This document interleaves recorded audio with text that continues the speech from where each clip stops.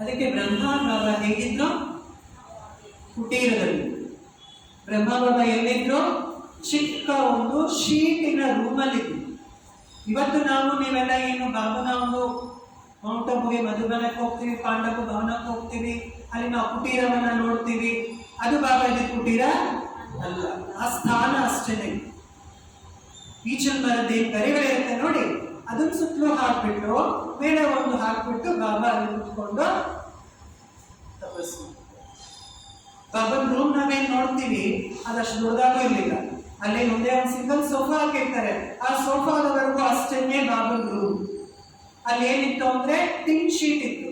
ಆ ಟಿನ್ ಶೀಟ್ಗೆ ತೂತುಗಳಿತ್ತಂತೆ. ಮಳೆಗಾಲದಲ್ಲಿ ಮಳೆ ಬಂದ್ರೆ ಸುರಿತಾ ಇತ್ತು.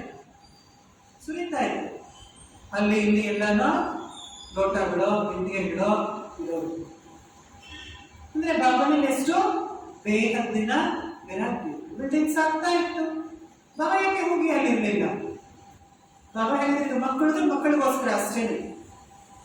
ನನಗೋಸ್ಕರ ಪರಮಾತ್ಮನೇ ನನ್ನ ಹಳೆ ಕಿತ್ತೋಗಿರೋ ಶರೀರ ತಗೊಂಡಿದ್ದಾರೆ, ಅದೇ ಅಲ್ವಾ?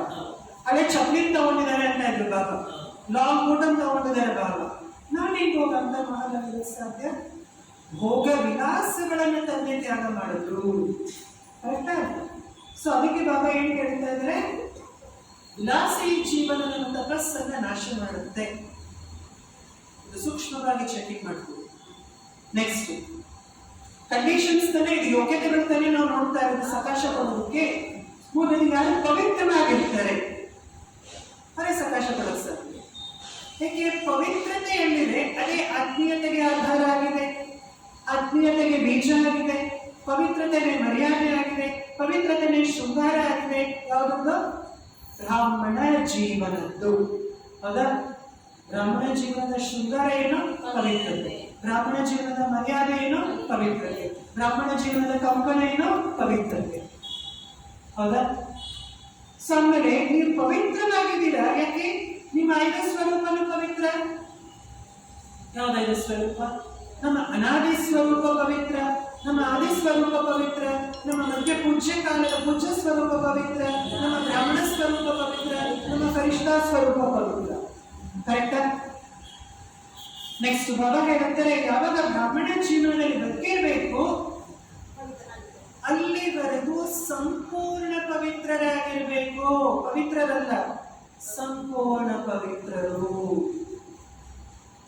ಈ ಸಂಪೂರ್ಣ ಪವಿತ್ರತೆಗೆ ಡೆಫಿನೇಷನ್ ಬಹಳ ದೊಡ್ಡದಿದೆ. ಬಾಬಾ ಒಂದು ಅವ್ಯಕ್ತ ಮುರುಳಿಯಲ್ಲಿ ಪೂರ್ತಿ ಸಂಪೂರ್ಣ ಪವಿತ್ರತೆ ಬಗ್ಗೆ ಬಾಬಾ ಹೇಳಿದರು.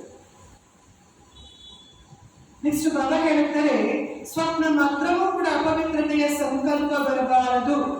ಆಗ ಸಂಕಲ್ಪ, ಮಾತು, ಕರ್ಮದಲ್ಲಿ ಆತ್ಮೀಯತೆಯ ಅನುಭವವಾಗುತ್ತದೆ.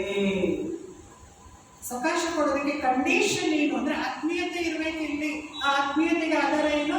ಪವಿತ್ರತೆ. ಪವಿತ್ರತೆ ಯಾವ್ಯಾವುದರಲ್ಲಿ?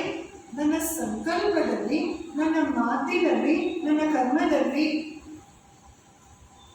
ಹೌದಾ? ನೆಕ್ಸ್ಟ್ ಬಾಬಾ ಹೇಳ್ತಾರೆ, ಹೃದಯದಲ್ಲಿ ಪ್ರತಿಯೊಬ್ಬರ ಪ್ರತಿ ಶುಭ ಭಾವ, ಶುಭ ಭಾವನೆ, ಶುದ್ಧ ಫೀಲಿಂಗ್ಸ್, ಪ್ಯೂರ್ ಫೀಲಿಂಗ್ಸ್ ಇದೆಯಾ? ದಯಾಮುದಯ ಆಗಿದೆನಾ? ಚೆಕ್ ಮಾಡಿ. ಪ್ರತಿಯೊಬ್ಬರ ಪ್ರತಿ